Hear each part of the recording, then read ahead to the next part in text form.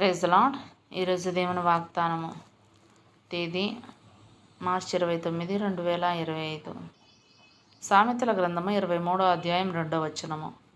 నీవు తిండిపోతువైన ఎడల నీ గొంతుకకు కత్తి పెట్టుకొనుము. కోటి విద్యలో కూటి కొరకేనని కేవలం తిండి కోసం మాత్రమే బ్రతికితే ఆ జీవితానికి ఒక అర్థం ఉందంటారా? సాధారణంగా మనకు దున్నపోతు గురించి బాగా తెలుసు. దాని స్వభావమే నిర్లక్ష్యం. అందుకే ఎవరినైనా ఏదైనా అనేటప్పుడు దున్నపోత మీద వర్షం కురిసినట్టే అంటుంటాం.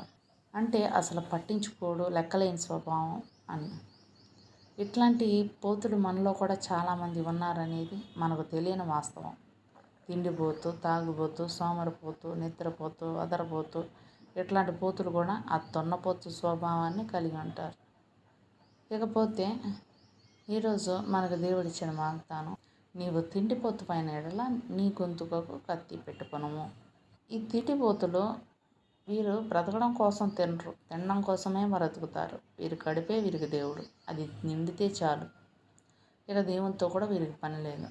మా వైపు జరిగే పెళ్ళిళ్ళల్లో కానీ ఫంక్షన్లలో కానీ కొట్లాటకు ప్రధానమైన కారణం ఏంటో తెలుసా?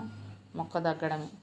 ఎంతకాలం మాంసం తిననట్టు, దానికోసమే వచ్చినట్టు ఎంత గందరగోళాన్ని సృష్టిస్తారు. కుర్చీలు పగలగొడతారు, రంగం సృష్టిస్తారు. ఈ మధ్య ఒక వీడియో చూశాను. నేను 10 రోజులు 15 రోజులు తినే ఆహారం అతడు ఒకేసారి లాగించేశాడు. అది చూస్తున్నంతసేపు నాకు ఆశ్చర్యం, అసహ్యం కలిగాను. కానీ దాన్ని బట్టే అతడు అతిశయించేవాడుగా ఉన్నాడు. మన జీవితాల్లో కానీ మన కుటుంబాల్లో కానీ ఇట్లాంటి పరిస్థితులే కానవస్తున్నాయి కదా. ఒక పెళ్ళికి వెళ్ళినా బిర్యానీ, ఏదైనా ఫంక్షన్కి వెళ్ళినా బిర్యానీ. పెళ్ళికి చావుకి తేడా ఉన్నప్పటికీ బిర్యానీకి మాత్రం కామన్. బిర్యానీ లేకపోతే అది ఫంక్షన్లానే ఉండదు. ఈ ఎండాకాలంలో అంటే వేసవి మండు టెండలో కూడా చెమటలు కక్కుతూ కూడా అదే తింటాం తప్ప వైట్ రైస్ మనకు దిగదు.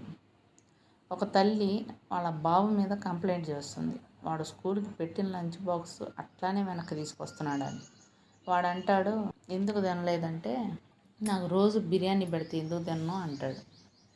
నిజంగా పిల్లల పరిస్థితి ఈ రోజుల్లో అలానే ఉంది. ఫాస్ట్ ఫుడ్స్ బాగా అలవాటు పడుతున్నారు. ఇంట్లో తల్లులు వండి పెట్టేది వాళ్ళకి ఎక్కట్లేదు. తల్లులు కూడా ఏం చేస్తున్నారంటే, పిల్లలు తినట్లేదు కదా అని అదే ఫాస్ట్ ఫుడ్స్ వాళ్ళకు కూడా అందుబాటులో పెడుతున్నారు. చాటు, panipuri, masala mixture, noodles, pizza, burger, KFC ఇట్లా అనేక రకాల ఫాస్ట్ ఫుడ్స్కి అలవాటు పడినాం. దాని ద్వారా డబ్బులు ఇచ్చి జబ్బులు కొని తెచ్చుకుంటున్నాం. విచ్చలవిడిగా తిని శరీరాలను పెంచుకొని తిప్పలబడే కంటే తగినంత మితంగా ఆహారం తింటూ మన శరీరాన్ని, ఆరోగ్యాన్ని కాపాడుకోవడం శ్రేయస్కరం కాదా?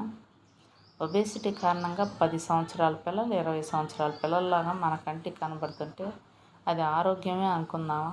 వాపును చూసి బలం అనుకోవడం సమంజసమా? ఉంది కదా అని విచ్చలవిడిగా తిని తర్వాత పస్తులు ఉండడం అంటే డైటింగ్ అవసరమా? విచ్చలవిడిగా తినడం, ఎంత తింటున్నారో అర్థం కాక పీకల దాకా తినడం, శరీరం దాని ఆకృతిని కోల్పోయి ఏ డ్రెస్ సరిగ్గా పట్టదు, కొద్దిసేపు నడిస్తేనే ఆయాసం, మాట్లాడడానికి ఆయాసం, నడవడానికి రాదు, ఇంకెక్కడ పరుగు. తిండికి అలవాటు పడిన నోటిని కట్టుకోలేక భూమి మీద నరకాన్ని అనుభవిస్తున్నట్టుగా భావించి కాలాన్ని వెళ్ళపుచ్చుతున్న వారు కొందరైతే, ఈరోజు వస్తే రేపటికి 2 తిండిలో రాజీ పడేదే లేదని కొనసాగిస్తున్న వాళ్ళు ఇంకా కొందరు. అంటే తిండి కోసం చావడానికైనా సిద్ధమే, కానీ మరణం తర్వాత ఎక్కడుంటానని కనీసం గ్రహింపు లేని స్థితిలో జీవితాలను కొనసాగిస్తున్నాం. అయితే తిండిపోతులను గురించి వాక్యం ఈ రీతిగా సెలవిస్తుంది. అపోస్తలుడైన పౌలు ఫిలిప్పీయులకు రాసిన పత్రిక 3వ అధ్యాయం 19వ వచనంలో, నాశనమే వారి అంతము, వారి కడుపే వారి దేవుడు, వారు తాము సిగ్గుపడవలసిన సంగతుల యందు అతిశయపడుచున్నారు, భూ సంబంధమైన వాటి యందే మనస్సు నుంచుచున్నారు అంటూ అపోస్తలుడైన పౌలు గారు రాస్తున్నారు. అందుకే గొంతుకకు కత్తి పెట్టుకో అని సామెతల గ్రంథం 23వ అధ్యాయం 2వ వచనంలో పరిశుద్ధ లేఖనం సెలవిస్తుంది. లేకపోతే ఏమొస్తుందంట? సామెతల గ్రంథం 23వ అధ్యాయం 21వ వచనం చూసినట్లయితే, తాగుబోతులను తిండిపోతులను దరిద్రులగుదురు అని పరిశుద్ధ లేఖనం సెలవిస్తుంది. నిద్రమత్తు చింపిరి పుట్టలు ధరించడానికి కారణం అంట. తిండిపోతుతనం మన జీవితాలకు ఆయాస్కరం. మన ఆరోగ్యాలకు హానికరం. బ్రతకడం కోసం తిందాం, తినడం కోసమే బ్రతకొద్దు. ఆ రీతిగా మన జీవితాలను సిద్ధపరచుకుందాం. ఈరోజు దేవుడిచ్చిన వాగ్దానాన్ని స్వతంత్రించుకుందాం. అట్టి కృప ధన్యత దేవుడు మనకు అనుగ్రహించును గాక. ఆమేన్.